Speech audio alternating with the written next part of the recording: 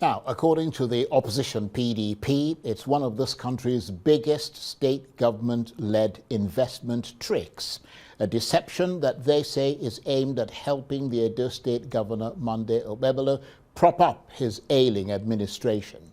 It all centers around a statement issued by the Edo State government recently that it had signed a deal with the European African Chamber of Commerce and Industries, or Euro Africa CCI, to invest some $250 million in the state.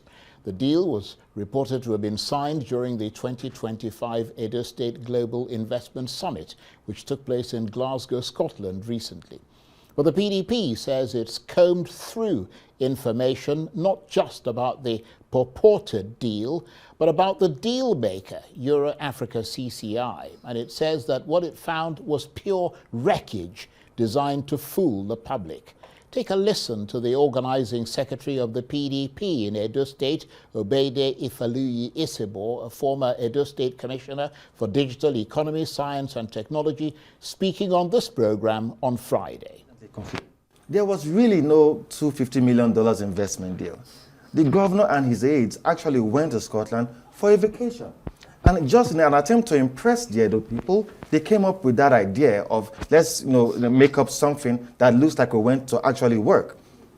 I can tell you, matter of factly, that the government may not even have been aware of such a deal. Upon getting to Nigeria and getting to see how the Edo people had criticized his frivolous trips, then 2 or 3 days later, they came up with such an investment deal. And trust the Edo people, trust the smart people. They went to investigate. They realized that there was really no such deal.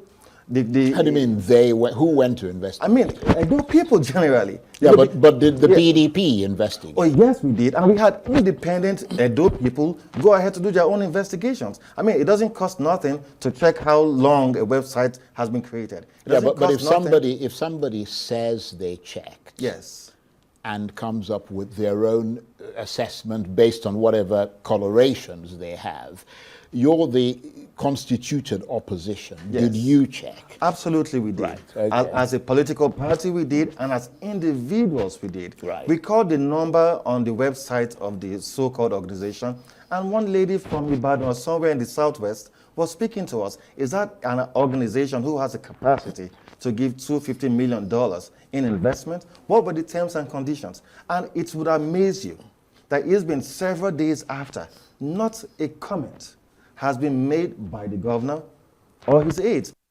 Well, that was Mr. Isebo on this program on Friday. Well, the Edo State government requested a rebuttal, and of course we granted it. And so for that right of reply, I'm joined now in the studio by the pioneer Director General of the Edo State Diaspora Agency, Dr. Loretta Ogboro-Okor, who organized that Edo State Investment Summit in Scotland. Thank you very much indeed for coming in. Thank you, Charles, and good evening. What's your reaction to the central allegation made by the PDP's Obede Ifaluyi Isebo in that interview that the $250 million investment deal, which the Edo State government claimed Governor Ogboro signed with Euro Africa CCI, is at best bogus and at worst a fabrication? Thank you. In the first place, I think I must commend Arise for ethical journalism. It's fantastic. Well, thank you. Yeah, you're welcome. I'm here to lay the facts straight. We went to Scotland for a summit, and we had letters to even the first Prime Minister of Scotland as far back as maybe 3 months before that summit, and even the Ministry of Foreign Affairs about 4 months before then. So to say in 2 days people were assembled, that's not true. Investors came to the summit, and the role of the Edo State Diaspora Agency, one of our mandates and terms of reference, is actually to bridge the gap between the state and her people and getting investors for economic growth. And annually, the Edo State Global Investment Summit is going to be happening, the first of which was in Scotland. One of the investors that came in happens to be the European African Chamber of Commerce and Industries. And during that hybrid event, their Director General logged in on Zoom. and he stated what he represents, the body he represents, and what attracted them to Edo State, the natural and earth reserves. Well, he's from Edo State. He's from Edo State, and the large expanse of land as well, and that desire to make the world a better place as far as they are concerned. Interestingly, the European African Chamber of Commerce and Industries is an assemblage of chambers of commerces across Europe and Africa. But African chambers of commerce that are in Europe. Yes. That's what raises question marks, because anybody can go into their backyard and say they've got a chamber of commerce. The question is whether you, as a government, authenticated that group and assessed their capacity to come up with $250 million. So, interestingly, this is a group that has been working across different countries, Ghana, Sierra Leone, and even in Nigeria with apparatus and different agencies in Nigeria as well.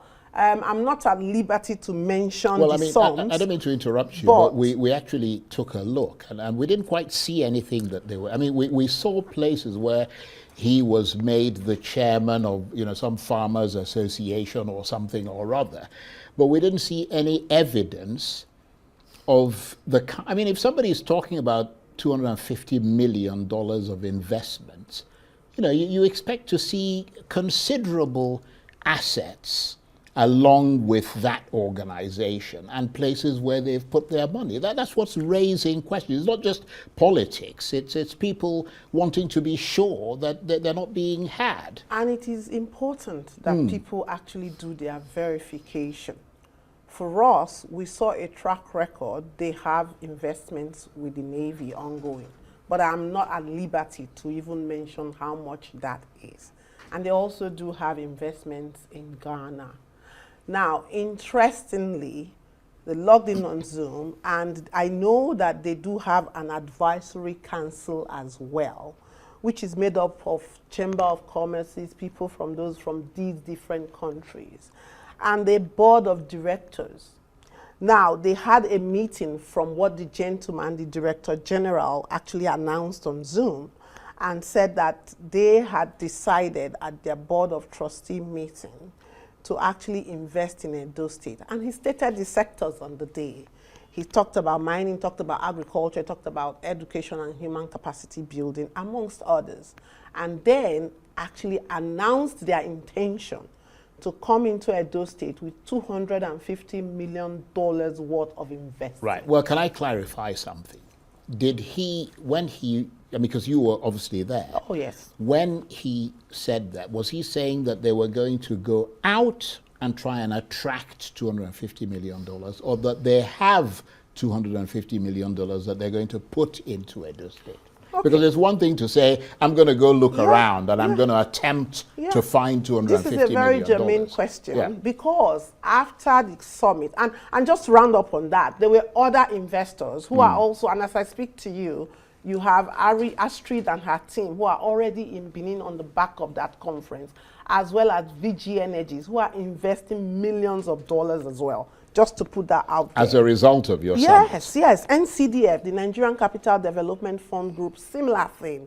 They are doing projects in Edo Central, Edo North, and of course, Edo South. What are they doing? So they are doing, they're starting off with housing in Edo State, affordable housing for Edo State people. No, what I'm trying to understand, are you saying that all this happened within, because I mean your summit took place 2 weeks ago.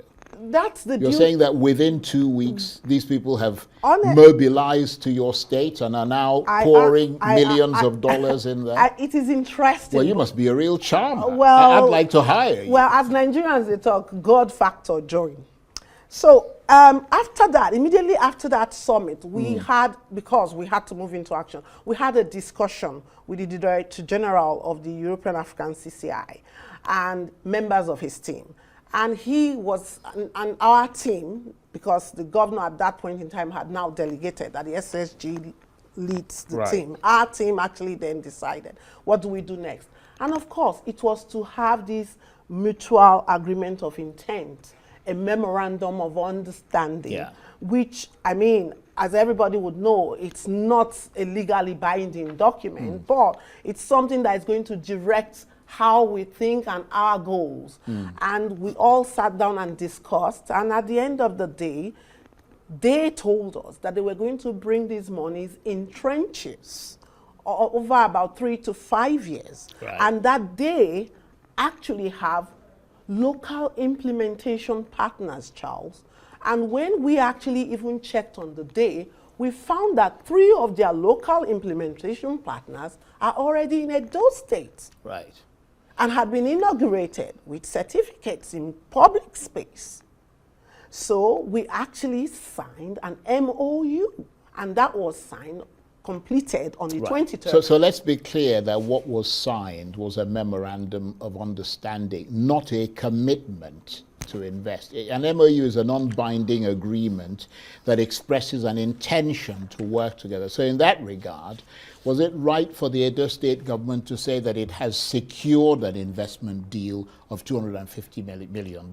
Well, I mean, it was quite categorical. I think it's a matter of semantics in this case and what people would want to believe or what people know about investment procedures.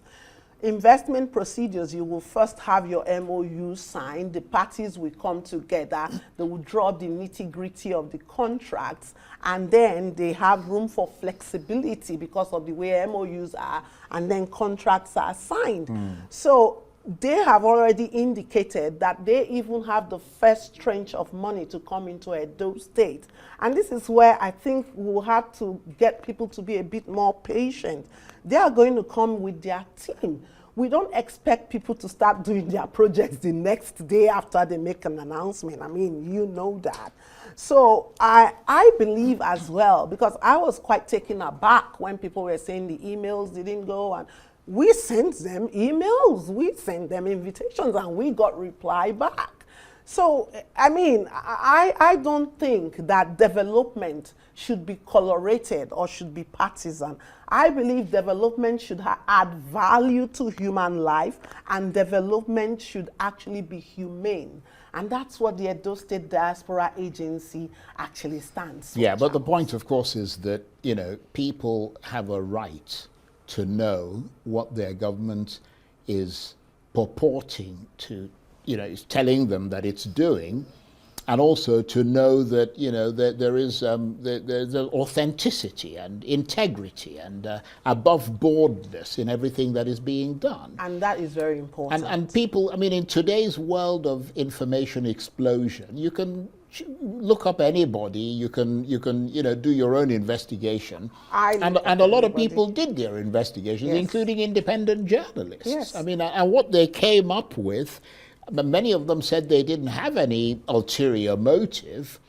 What they came up with simply made them feel that maybe these people are not what they're cracking themselves up to be, and not so much maliciously against the government, but actually to help the government by saying, wait a minute, go back and re-examine this thing, because these guys could, you know, leap up and bite you in the bottom. And Charles, I did say in the very beginning that it's important. It's all about the Edo State people. So it's important that they check, and we are pleased with that. Right. But again, I was there. I was a part of the process, and I'm glad we are flashing this MOU now on the screen for people to see.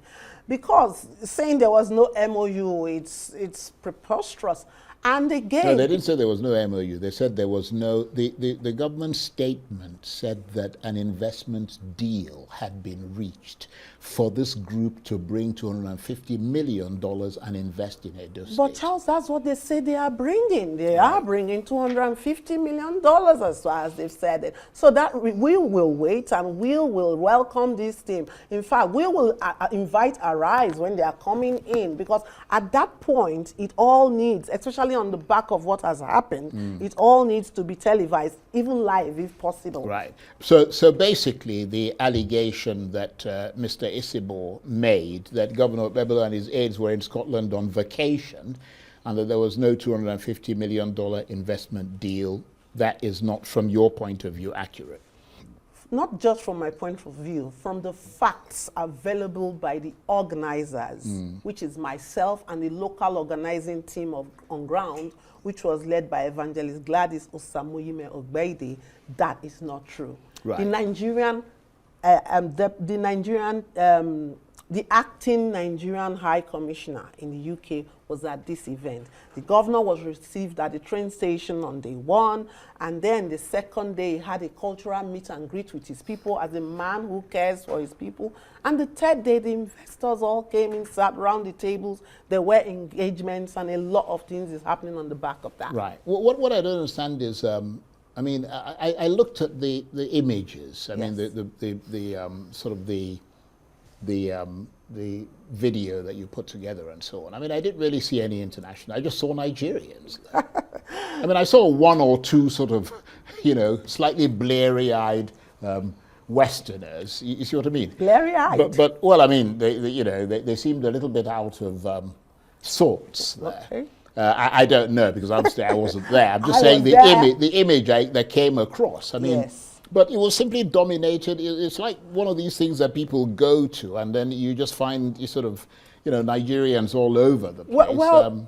Well, interestingly, Charles, it depends on the day you look at. If you look at videos from the very first... Well, I looked at everything you sent to me. Excellent. And the cultural I'm day, talking about what I saw. There were more Nigerians because that was the cultural day anyway. But there were also other people. And then if you move on to the summit day, there were other people. Well, I saw the summit.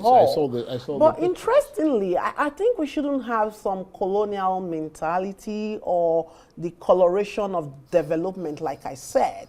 Because Americans are investing in America. Britons are investing in Britain. True. Why should Nigerians not invest in Yes, Nigeria? that is Why true. should Edo State sons yeah. and daughters not invest in Edo State if they have the capacity to Yeah, but do then that? you make it clear that is what you went to look for Nigeria. Because when you say you're going abroad with a whole team of people to go and attract foreign investment, Yes. I mean, people are thinking, well, they're going to sort of, attract big companies that are established overseas to come and invest in Nigeria from and all you. the rest of Are that. you saying that Nigerians don't have big companies abroad? I am not. What I'm saying is that you need to be categorical and clear on who it is you set out to go. Because people have to wonder why in those circumstances you had to travel abroad. That's why the PDP is saying that the governor and his aides went on vacation in Scotland. Well, to be clear,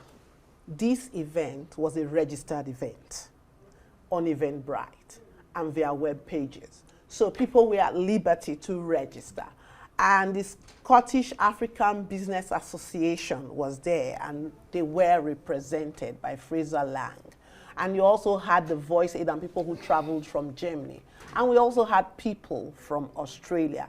Now, the coloration of the room should in no way impact on development. Yeah. I think these are optics that retard development. I didn't control who and who went online to go and register, Charles. I didn't control No, I that. understand that. Neither did the people who organized this. So I think this is also something very positive for us as a state and for us as a country.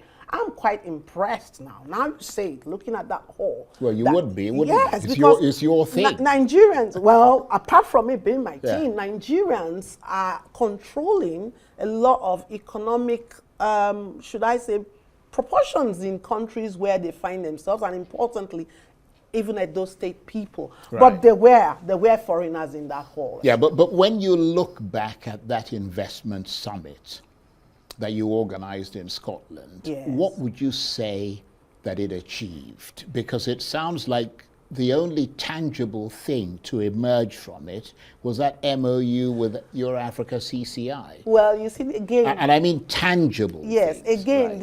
this is how the mind works, and this is the way media sort of hypes things.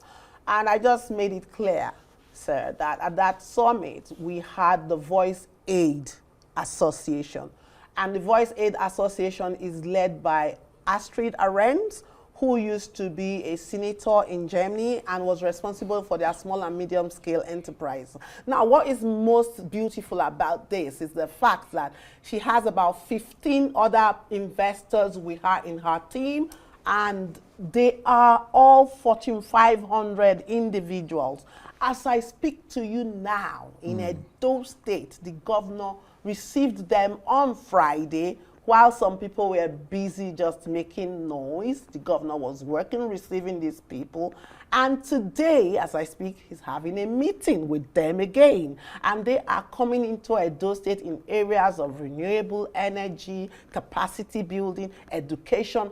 All of the, I think the last 48 hours, they were in a farm in the Uzare axis of Edo State, where there was no network. I'm talking of Fortune 500 company individuals, all behind it. So Edo State, in less than 2 weeks, we are already seeing the dividends. Today they were with the Commissioner of Water and Natural Resources in Edo State. And I think, was it on the 3rd, we actually had them imputing into the vocational education of Edo State, and the Board of Technical and Vocational Education, goodness, Briggs, was with them. So it is a marathon, not a sprint. But Indeed. even at that, right now, we are really pleased at the engagement that the state is getting. That must count for something for the Senator Monday Ogboro-Okor-led government and for those who organized this summit. So let people please look beyond partisanness and let them understand that development and economic movement has no color. Right. If Edo State schools are working, PDP children would attend it. Children of Labour Party chieftains would attend it. So let's move our state forward. Right, but let me ask you this. Why Scotland in the far north of the UK? I mean, I know a lot about Scotland. I lived in Scotland. I mean, I was born in Scotland, so I know the country. I mean,